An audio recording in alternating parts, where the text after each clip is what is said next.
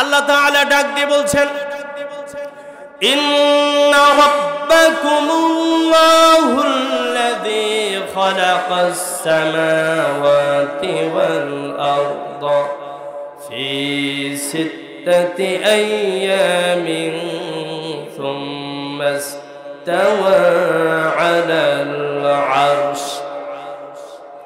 আল্লাহ রাব্বুল আলামিন বলছেন, নিশ্চয় প্রকৃত রব রব্বে কারীম হলো তোমাদের আল্লাহ, আল্লাযী খালাকাস সামাওয়াতি ওয়াল আরদা ফি সিত্তাতি আইয়াম, যিনি আসমান এবং জমিন সৃষ্টি করেছেন ফি সিত্তাতি আইয়াম, 6 দিনে।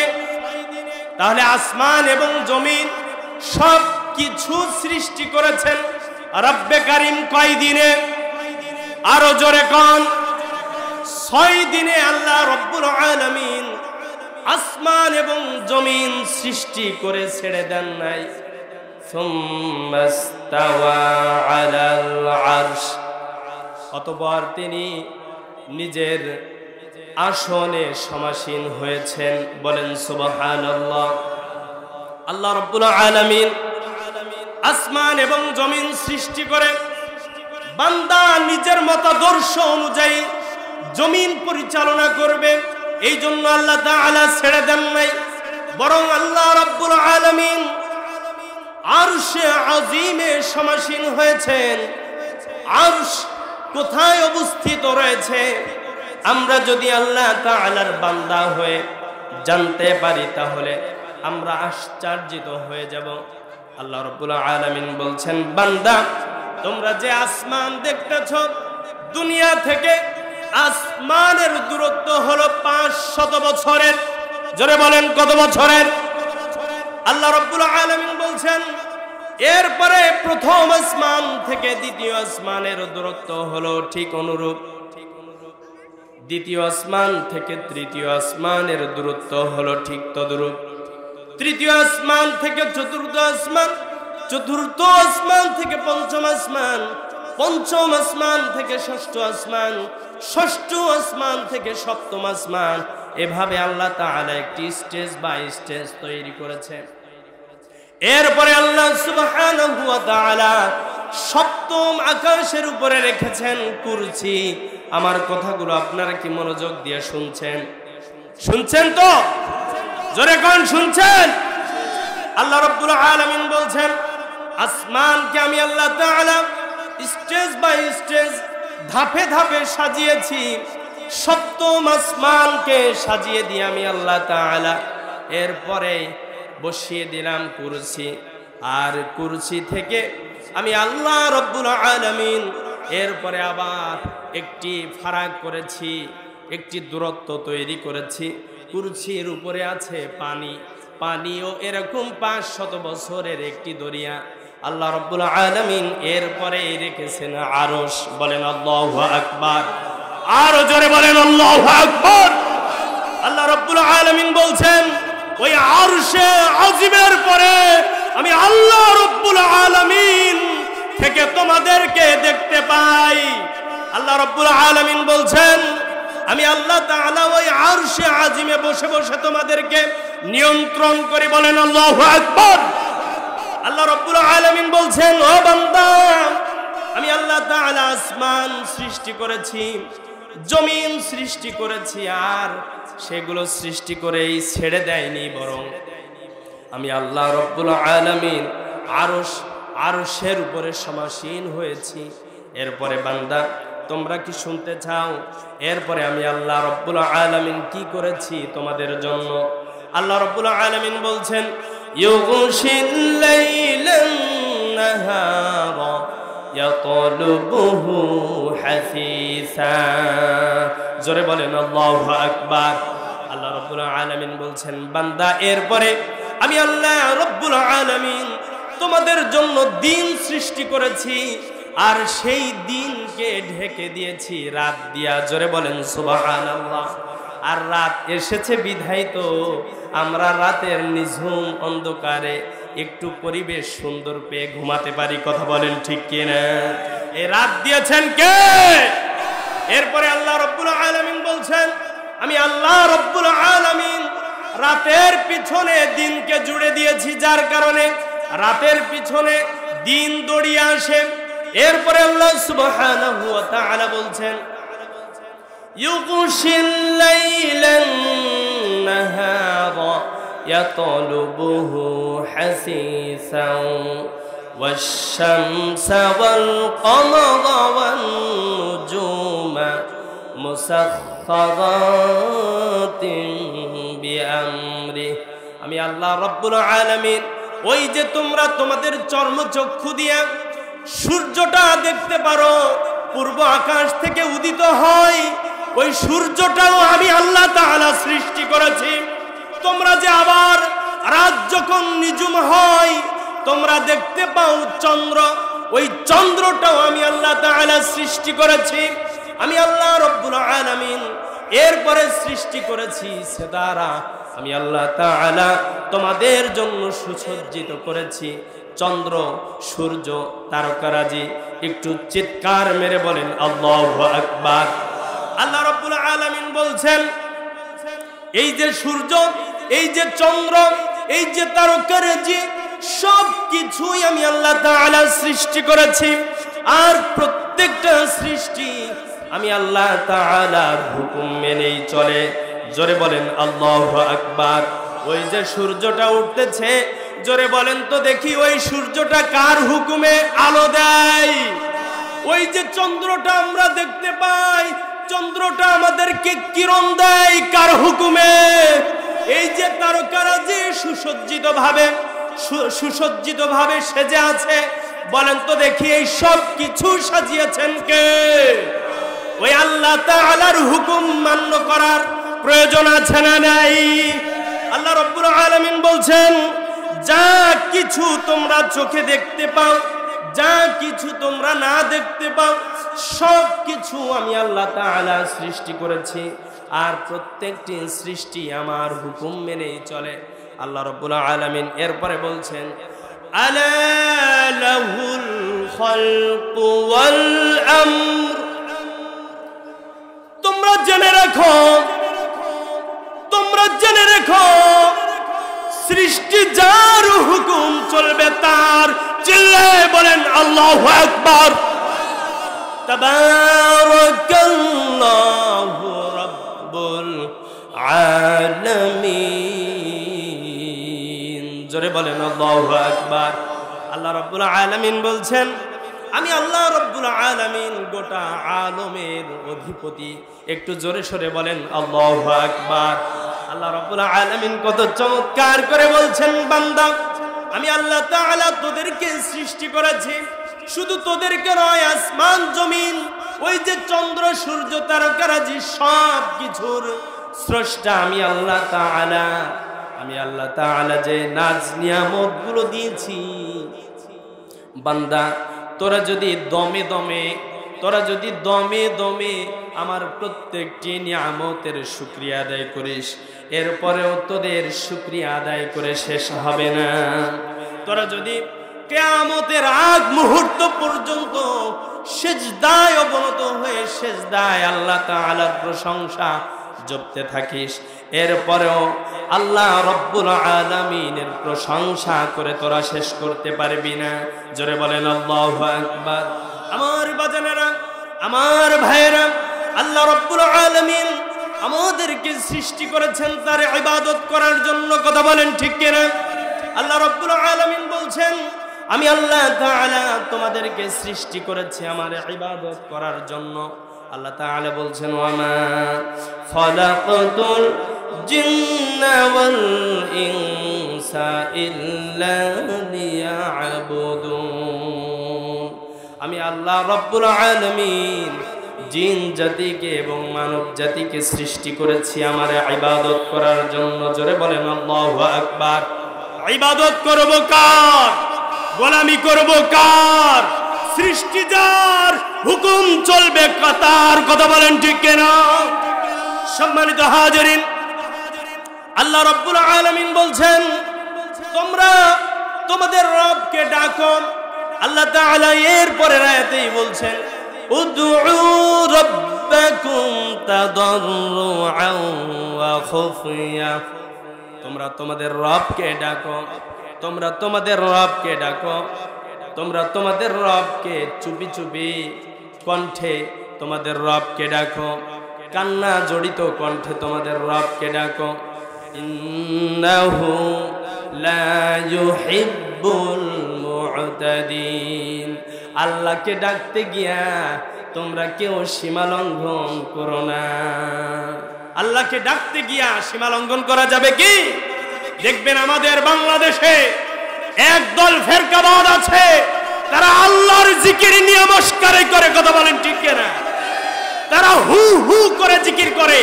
আল্লাহর জিকির করতে হলে আল্লাহর দেওয়া যত সিফাতি নাম আছে সেই সিফাতি নাম সুস্পষ্ট ভাষায় উচ্চারণ করে করে জিকির করতে হবে, অন্যথায় আল্লাহর জিকির করা যাবে না, ঠিক কিনা? আল্লাহর জিকির করতে হবে নবীজি সাল্লাল্লাহু আলাইহি ওয়াসাল্লাম যেইভাবে শিখিয়েছেন ঠিক সেইভাবে, কথা বলেন ঠিক কিনা? যদি আমরা আল্লাহর জিকির করি নবীজির তরিকা বাদ দিয়া, আল্লাহ রাব্বুল আলামিন আমাদের জিকিরকে কবুল করবেন না। ওয়াদা কার? আল্লাহ রাব্বুল আলামিন বলছেন কুল ইন কুনতুম তুহিব্বুনাল্লাহা ফাত্তাবিউনি ইউহিব্বুকুমুল্লাহ। হে নবী, আপনি বলে দিন তারা কি আমার মুহাব্বত পেতে চায়? তারা কি আমার ভালোবাসা পেতে চায় নাকি? যদি তারা আমার ভালোবাসা এবং আমার মুলাকাত, আমার সাক্ষাৎ পেতে চায়, তাহলে তারা যেন ইউহিব্বুকুমুল্লাহ, হে রাসূল, তারা যেন আপনার অনুসরণ করে। আর আপনার অনুসরণ যারা করবে ইউহিব্বুকুমুল্লাহ, আমি আল্লাহ রাব্বুল আলামিন অটোমেটিকই তাদেরকে ভালোবাসবো। বলেন সুবহানাল্লাহ। শুধু ভালোই বাসবো না, আমি আল্লাহ রাব্বুল আলামিন তাদের গুনাহগুলো মাফ করব। বলেন সুবহানাল্লাহ। আল্লাহ তিনি হলেন ক্ষমাশীল, তিনি হলেন গফফার, কথা বলেন ঠিক কিনা? আর আমরা হলাম গুনাহগার, আমরা হলাম। আল্লাহর ভালোবাসা যদি তুমি পেতে চাও, রাসূলের অনুসরণ পদে পদে করে নাও। আল্লাহর ভালোবাসা যদি তুমি পেতে চাও, রাসূলের অনুসরণ পদে পদে করে নাও। তাকওয়ার স্বার্থ জ্ঞান অর্জন, তবেই তো ভয় আসে, পাবে মার্জন, পাবে মার্জন। তাকওয়ার স্বার্থ জ্ঞান অর্জন, তবেই তো ভয় আসে, পাবে মার্জন, পাবে মার্জন। আল্লাহর ভালোবাসা যদি তুমি পেতে চাও, রাসূলের অনুসরণ পদে পদে করে নাও। আল্লাহর ভালোবাসা যদি তুমি পেতে চাও, রাসূলের অনুসরণ পদে পদে করে নাও। নাজাতের ভাবনাটা সামনে এনে তাওবার পদ্ধতি মেনে মেনে, মালিকের কাছে তুমি ক্ষমা চেয়ে নাও। অনুতাপে বারে বারে অশ্রু ঝরাও, অশ্রু ঝরাও। সবাই মালিকের কাছে তুমি ক্ষমা চেয়ে নাও। অনুতাপে বারে বারে অশ্রু ঝরাও, অশ্রু ঝরাও। গভীর নিঃশ্বাস নিশীতে জেগে একা একা কেঁদে নাও। আল্লাহর ভালোবাসা যদি তুমি পেতে চাও, রাসূলের অনুসরণ পদে পদে করে নাও। আল্লাহর ভালোবাসা যদি তুমি পেতে চাও, রাসূলের অনুসরণ পদে পদে করে নাও। একটু জিকির দেন, লা ইলাহা ইল্লাল্লাহ, লা ইলাহা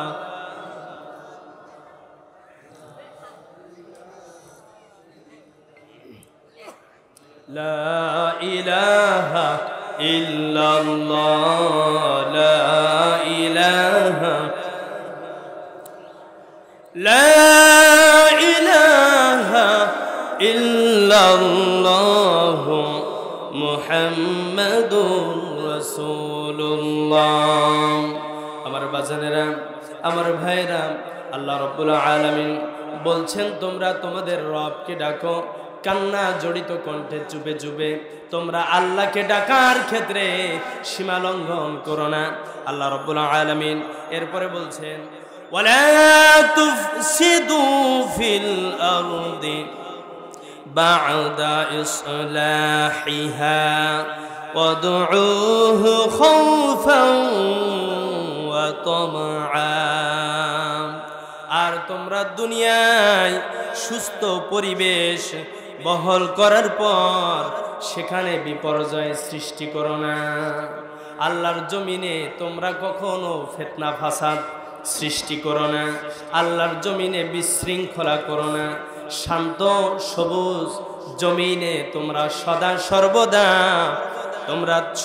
সর্বদা ভীত সন্ত্রস্ত মন নিয়ে তোমাদের রবের নিকটে ক্ষমার আশা নিয়ে তোমরা আল্লাহর নিকটে প্রার্থনা করো। সম্মানিত হাজিরিন, আল্লাহ রাব্বুল আলামিন বলছেন, ইন্না রাহমাতাল্লাহি করিবুম মিনাল মুহসিনিন।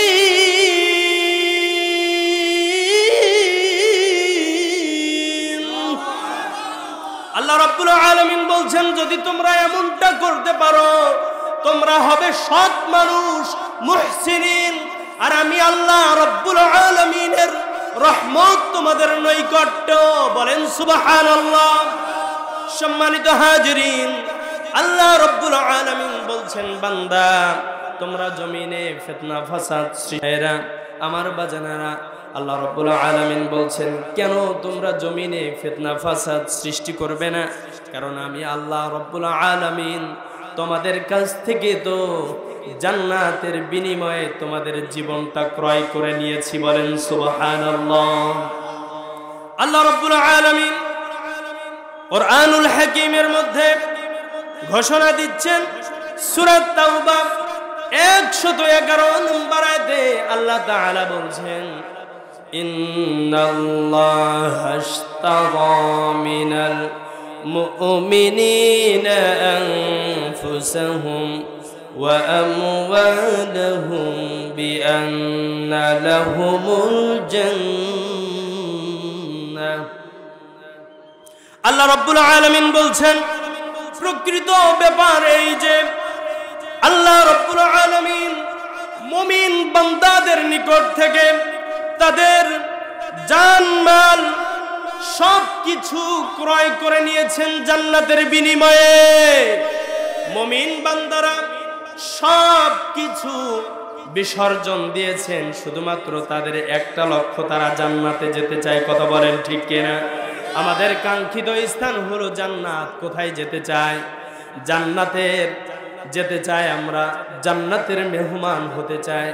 জান্নাতে যাওয়ার জন্য কোরআনের দল করতে হবে। কথা বলেন ঠিক কিনা?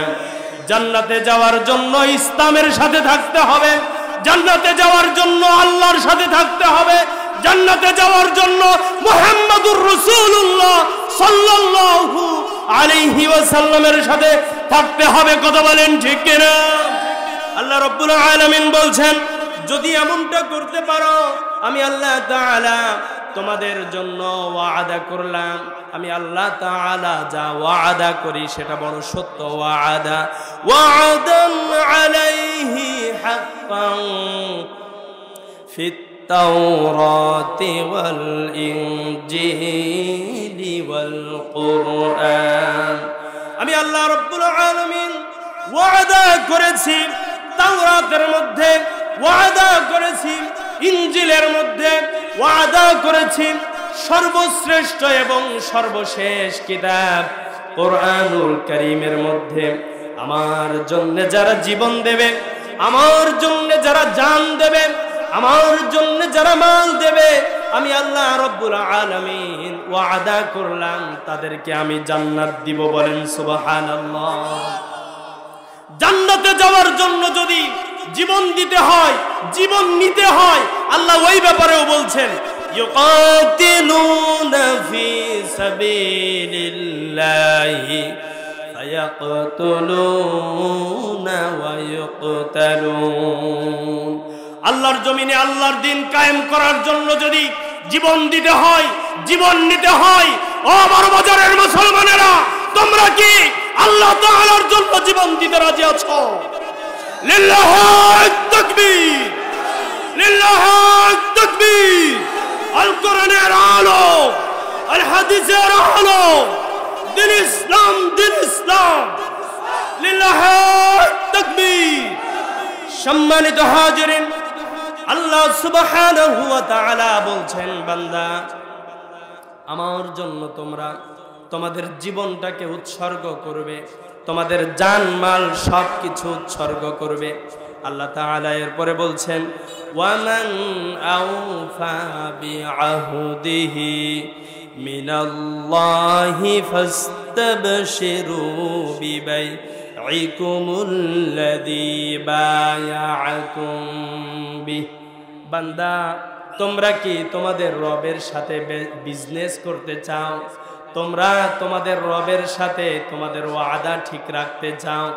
সব থেকে ওয়াদা ঠিক রাখনে ওয়াদা ঠিক রাখনে ওয়ালা হলেন আল্লাহ। কথা বলেন ঠিক কিনা?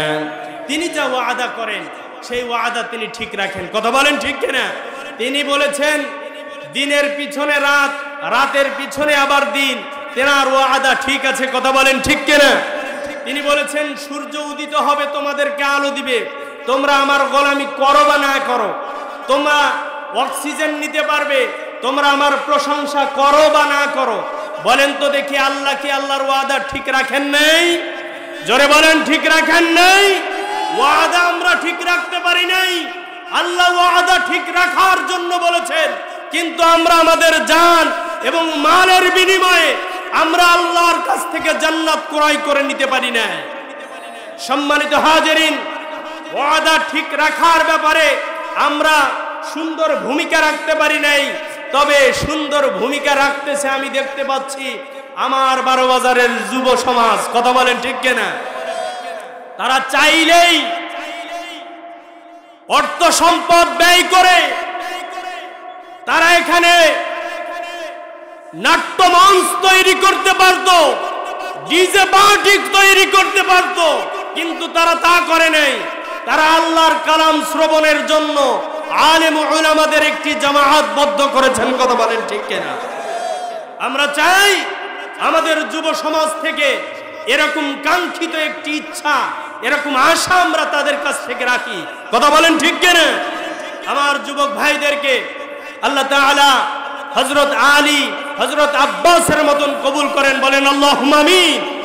সম্মানিত হাজিরিন, আল্লাহ রাব্বুল আলামিন হযরতে আব্দুল্লাহ ইবনে আব্বাস রাদিয়াল্লাহু তাআলা আনহু কে বলছেন, ও আব্দুল্লাহ ইবনে আব্বাস, তোমাকে আমি কিছু বলতে চাই।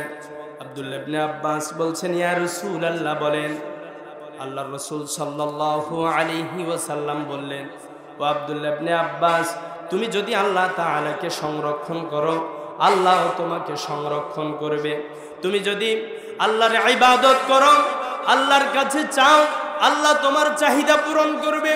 তোমার যত প্রয়োজন রয়েছে, তুমি যদি তোমার রব্বে কারীমের নিকটে সাহায্য চাও, তোমার রব তোমার সাহায্য করবে। বলেন সাহায্যকারী কে?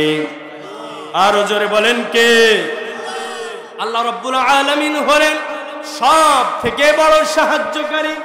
আল্লাহ রাব্বুল আলামিন বলছেন, বান্দা তোমরা প্রতিনিয়ত সালাতের মধ্যে আমার নিকটে সাহায্য চেয়ে থাকো। বলেন আল্লাহু আকবার।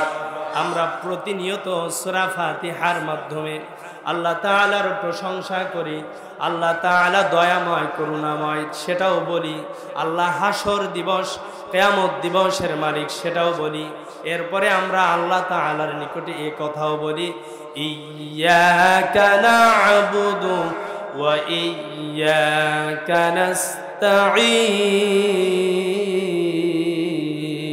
আল্লাহু আকবার। ওগো আল্লাহ, আমরা তোমার ইবাদত করি এবং তোমার নিকটে সাহায্য চাই। বলেন আল্লাহু আকবার। আমাদের সাহায্যকারী কে? জোরে কোন? আমাদের সাহায্যকারী হলেন আল্লাহ। অতএব ও যুব সমাজ, তোমাদেরকে সদা সর্বদা সচেতন থাকতে হবে। তোমাদের সাহায্যের প্রয়োজন হলে রব্বে কারীমের নিকট তোমরা সাহায্য চাইবে। কথা বলেন ঠিক কিনা? তোমাদের সমস্ত প্রকারের সাহায্য রব্বে কারীম কুদরতি খাজানা থেকে মিটিয়ে দিবেন। বলেন আল্লাহু আকবার। সম্মানিত হাজিরিন, আল্লাহ সুবহানাহু ওয়া তাআলা আমার 12 বাজারের যুব সমাজদেরকে কবুল করেন। তারা যেন কোরআনের এই খেদমতগুলো আরো সামনের দিকে অগ্রসর করতে পারে। আল্লাহ তাআলা তাদের সমস্ত খেদমতগুলোকে কবুল করেন। বলেন আল্লাহুম্মা আমিন। একটু দুরূদ শরীফ পড়েন। আল্লাহুম্মা সাল্লি আলা মাওলানা মুহাম্মদ ওয়া আলা আলি সাইয়্যিদিনা শাফিঈনা মুহাম্মদ। আল্লাহুম্মা সাল্লি আলা مولانا محمد وعلى آل سيدنا شفيعنا محمد। তৃষ্ণা নিবারণে দিলে স্বচ্ছ সাধু পানি, জঠর জ্বালা জোড়াতে আর ফল ফসল জানি। পথের দিশায় তেমনি দিলে, পথের দিশায় তেমনি দিলে রাসূলে আকরাম, রাসূলে আকরাম, রাসূলে আকরাম। আল্লাহুম্মা সাল্লি আলা, জোরে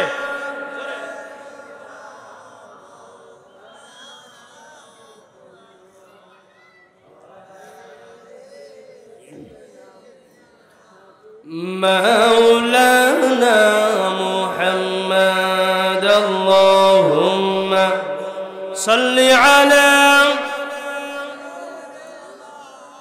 مولانا محمد وعلى آل سيدنا شفيعنا محمد আমার বাজানেরা আমার ভাইরা আল্লাহ রাব্বুল আলামিন বলছেন সাহায্য যদি চাইতে হয় তোমরা আমার নিকটে সাহায্য চাও তোমাদের যাবতীয় সাহায্য আমি আল্লাহ রাব্বুল আলামিন করব। আল্লাহ রাব্বুল আলামিন বলছেন আমি আল্লাহ তাআলা প্রত্যেক রজনীতে একেবারে দুনিয়ার আসমানে নেমে এসে বলি হাল মিন দাঈন ফাস্তাজিব লাহু, তোমাদের মধ্যে কে আছে আমার নিকটে চাও আমি আল্লাহ রাব্বুল আলামিন তোমাদের চাহিদা পূরণ করব। তোমরা কে আছো রোগগ্রস্ত অসুস্থ, তোমরা তোমাদের অসুস্থতার জন্য আমার নিকটে চাও আমি আল্লাহ রাব্বুল আলামিন তোমাদের অসুস্থতা থেকে আমি আল্লাহ তাআলা মুক্ত করব। তোমাদের কি প্রয়োজন তোমাদের সমস্ত প্রয়োজন আমি আল্লাহ তাআলা মিটিয়ে দেব। বলেন তো দেখি, সব প্রয়োজন মিটিয়ে দেন কে? জোরে বলেন কে? আমরা না চাইতে যেই প্রয়োজন মিটিয়ে দেন যিনি, একটু চিৎকার মেরে বলেন তো তিনি কে? আল্লাহ রাব্বুল আলামিন বলছেন, বান্দা আমি আল্লাহ রাব্বুল আলামিন ওই যে আরশ তৈরি করেছি, ওই আরশের ছায়ার নিচে কিয়ামতের ময়দানে 7 শ্রেণীর মানুষ জায়গা পাবে। তার ভিতরে 1 নাম্বার যারা ন্যায়পরায়ণ শাসক। 1 নম্বরে কি? জোরে কন, জোরে কন। ন্যায়পরায়ণ শাসক।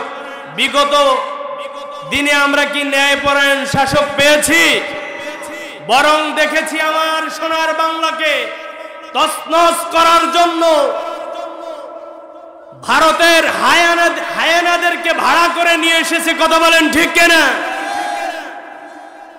আমার বাংলাদেশের প্রতি যারা হায়ানার রক্তচক্ষু দিবে তাদের চোখকেও পুড়িয়ে ফেলবো আমরা। কথা বলেন ঠিক কিনা? যদি আমার দেশের সীমানা বন্ধু মুছে দিতে কেউ চাও, যদি আমার দেশের সীমানা বন্ধু মুছে দিতে কেউ চায়, যদি আমার মাটির ধন সম্পদ লুটে নিতে কেউ চায়, যদি আমার সাগরে আমার পাহাড়ে ফিরাই লোভের চোখ, আমি প্রতিবাদে জ্বলে উঠবই, তবে যা হবার তাই হোক। এই সুপ্ত বারুদ জাতি নিয়ে খেলে যদি কেউ দাবা, এই শান্ত সবুজ পতাকায় যদি পড়ে শকুনের থাবা, এই সুপ্ত বারুদ জাতি নিয়ে খেলে যদি কেউ দাবা, কোটি মানুষের প্রাণের কুঠিরে আগ্রাসনের হাত যদি কেউ বাড়ায়, তবে আবার যুদ্ধ হবে, আবার যুদ্ধ হবে, আবার যুদ্ধ হবে। চল চল চল, ঊর্ধ্ব গগনে বাজে মাদল, নিম্নে উতালা ধরণী তল, অরুণ প্রাতের তরুণ দল, চল রে চল রে চল, চল চল চল, চল চল চল, লিল্লাহে তাকবীর। আমার সোনার ভূখণ্ডে যদি কেউ রক্ত চক্ষু দেয়, তাদের চোখকেও পুড়িয়ে ফেলবো। কথা বলেন ঠিক কিনা? সম্মানিত হাজিরিন, আমার 12 বাজারের যুব সমাজ তারা একটি নমুনা তৈরি করে দিতে চায়, উদাহরণ তৈরি করে দিতে চায়। 12 বাজারের যুব সমাজেরা মাদকাসক্ত না। কথা বলেন ঠিক কিনা? তারা কোরআন প্রেমিক, তারা হলো রাসূল প্রেমিক, তারা সাহাবীদের উত্তরসূরি। কথা বলেন ঠিক কিনা? সম্মানিত হাজিরিন, আল্লাহ সুবহানাহু ওয়া তাআলা যেন 12 বাজারের যুব সমাজদেরকে কবুল করেন। বলেন আল্লাহুম্মা আমিন। আমার যুবক ভাইয়েরা, সাথে সাথে তোমাদেরকে এই কথাগুলো স্মরণ রাখতে হবে। তোমরা যেমন কোরআনের খেদমত করতেছ, কোরআনের মাহফিল আয়োজন করেছ, তাফসীর মাহফিলের আয়োজন করেছ, তোমাদেরকে সাথে সাথে এই কথাগুলো স্মরণ রাখতে হবে যে তোমরা দুনিয়ার বুকে সুসন্তান হিসেবে তৈরি হও। দুনিয়ার বুকে সুসন্তান হিসেবে যদি তোমরা তৈরি হতে চাও, তাহলে তোমাদেরকে তোমাদের বাবা মার আনুগত্য হতে হবে। কথা বলেন ঠিক কিনা? বাবা মার অনুগত্য না করে কোনো সন্তান সুসন্তান হতে পারে না। কথা বলেন ঠিক কিনা? যদি তোমরা বাবা মার আনুগত্য না করো, তাহলে কি হবে? আমি তোমাদেরকে একটি উদাহরণ শোনাতে চাই। সাহেবে জুরাইজ নামের একজন আবেদ ব্যক্তি, বনি ইসরাইলের যুগে জুরাইজ নামক একজন আবেদ ব্যক্তি, সে সারাক্ষণ আল্লাহ তাআলার ইবাদতে মশগুল থাকতো, সারাক্ষণ আল্লাহ তাআলার ইবাদত করত, সালাতে অতিবাহিত করত, আল্লাহর তাসবিহ তাহলিলের মাধ্যমে তার সময় অতিবাহিত করত। ও যুবক ভাইয়েরা, একটু কান লাগিয়ে শোনো।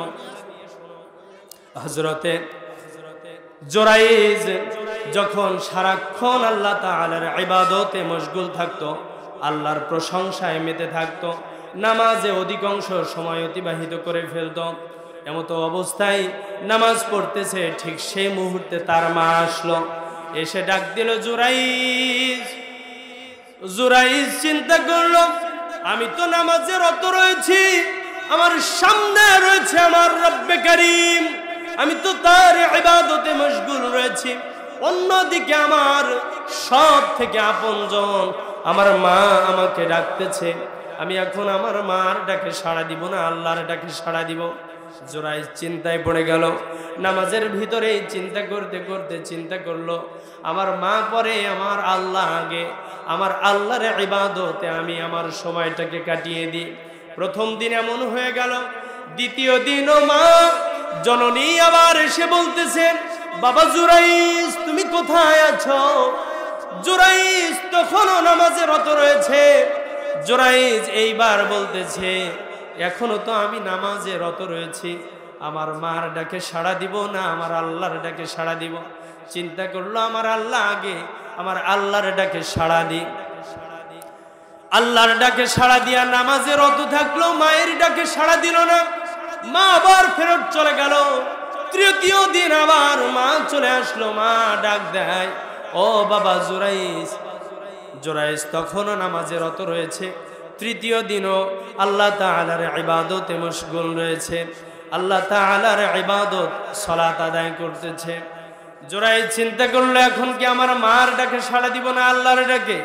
চিন্তা ফিকির সাথে সাথেই চেঞ্জ করে সে আল্লাহ তাআলার ডাকে সাড়া দিল, নামাজ ভঙ্গ করলো না। মা এইবার মনে কষ্ট নিয়ে এইবার আল্লাহ তাআলার ডাকে, আল্লাহ তাআলার দরবারে দুটি হাত উত্তোলন করে দিয়ে বলছে, ওগো আল্লাহ, আমার জুরাইজ আমার ডাকে সাড়া দেয় নাই, আল্লাহ আমি তার প্রতি কষ্ট পেয়েছি, আল্লাহ আমার জুরাইজ যেন কোনো ব্যভিচারী না দেখা পর্যন্ত তার মরণ না হয়। আমার ভাইয়েরা, আমার যুবক ভাইয়েরা একটু কান লাগান। জুরাইজ সেই দিন মায়ের ডাকে সাড়া দিল না, নামাজে রত ছিল। মা জননী তার জন্য বদদুয়া করে গেল, ওগো আল্লাহ, আমার জুরাইজ যতক্ষণ পর্যন্ত কোনো ব্যভিচারীর মুখ না দেখবে ততদিন পর্যন্ত তার যেন মরণ না হয়।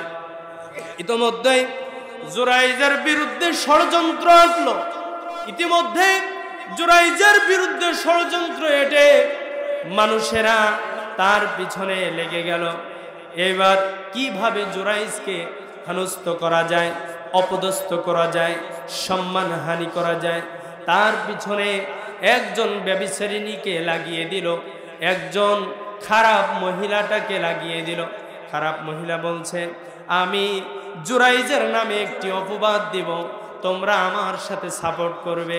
হঠাৎ করে ব্যভিচারিণী মহিলা জুরাইজের ইবাদতগারের পাশেই একটি রাখাল ছিল, সেই রাখালের সাথে ব্যভিচারিণী করলো, ব্যভিচারে লিপ্ত হলো, ফলে তার গর্ভে সন্তান জন্ম নিল। এইবার সেই ব্যভিচারিণী মহিলা এসে এলাকার মানুষদেরকে ডাক দিল, ও এলাকার মানুষেরা, এই যে জুরাইজ এই সারাদিন ইবাদত বন্দেগি করে, তাসবিহ তাহলিল পাঠ করে, এরে তোমরা যত ভালো মানুষ মনে করো না কেন, এ কিন্তু তত ভালো নয়, এ কিন্তু তত ভালো নয়। লিল্লাহে তাকবীর। প্রধান বক্তার আগমন। 12 বাজারবাসীর পক্ষ থেকে, যুব সমাজের পক্ষ থেকে লিল্লাহে তাকবীর। খালেদ সাইফুল্লাহ মেরাজ সাহেবের আগমন। লিল্লাহে তাকবীর। আমার বাজানেরা, আমি আপনাদেরকে যেই কথা শোনাবার জন্য এতগুলো কথা বলতেছি, ব্যভিচারিণী মহিলা, এরপরে ব্যভিচারিণী মহিলা এরপরে চারিপাশে রটিয়ে দিল। এই যে জুরাইজকে দেখতেছো, এ কিন্তু খুব প্রকৃতির মানুষ নয়, এ আমার সাথে জেনা করেছে, ফলে আমার গর্ভে সন্তান জন্ম নিয়েছে। এই যে সন্তান, জুরাইজ তখন এলাকাবাসীকে বলতেছে, আমার এলাকার মানুষেরা আমাকে একটু সময় দাও, আমি 2 রাকাত সালাত আদায় করব। 2 রাকাত সালাত আদায় করলো। 2 রাকাত সালাত আদায় করে রব্বে কারিমের দরবারে দুটি হাত উত্তোলন করে দিয়ে বলছেন, ওগো আল্লাহ, ওগো আল্লাহ, এই যে ব্যভিচারিণী মহিলা আমার বিরুদ্ধে যে অপবাদ তুলেছে, ওগো আল্লাহ, আমি তো এই অপরাধ করি নাই। আল্লাহ তুমি তো জানো, আল্লাহ তুমি এমন একজন সাক্ষী তৈরি করে দাও যেই সাক্ষী আল্লাহ তোমার পক্ষ থেকে আসবে, যার সাক্ষী সবাই গ্রহণ করবে। জুরাইজের কাছে ইলহাম হয়ে গেল। জুরাইজকে আল্লাহ তাআলা কুদরতি ভাবে গায়েবী ভাবে জানিয়ে দিল, জুরাইজ, ওই যে ব্যভিচারিণী মহিলার কোলে যে শিশু সন্তান রয়েছে, ছোট্ট বাচ্চা রয়েছে, ও জুরাইজ, তুমি সেই ছোট্ট বাচ্চাকে বলো সাক্ষী দিতে সে কার সন্তান। দেখবে ওই ছোট বাচ্চা তোমার কথায় সে সাক্ষী দিবে, সত্যটা উদ্ঘাটন করবে। জুরাইজ সাথে সাথে ছোট্ট বাচ্চাকে ডাক দিয়ে বলল, ও ছোট্ট বাচ্চা, ও আল্লাহর গোলাম, তুমি তো বলো তো দেখি, তুমি বলো তো দেখি তোমার বাবাকে। ছোট্ট একেবারেই শিশু সন্তান কেবল ভূমিষ্ঠ হয়েছে, নবজাতক শিশু, সাথে সাথে আল্লাহ তাআলার কুদরতি ইশারায় জবান খুলে দিয়ে বলছে, আমার পিতা জুরাইজ নয়, বরং জুরাইজের ইবাদত খানার পাশেই অমুক রাখালের সাথে আমার মা ব্যভিচারিণী করেছে, ব্যভিচার করেছে, ফলে আমি জন্ম নিয়েছি। আমার পিতা জুরাইজ নয়, বরং আমার পিতা হলো এই রাখাল। চিল্লায়ে বলেন আল্লাহু আকবার।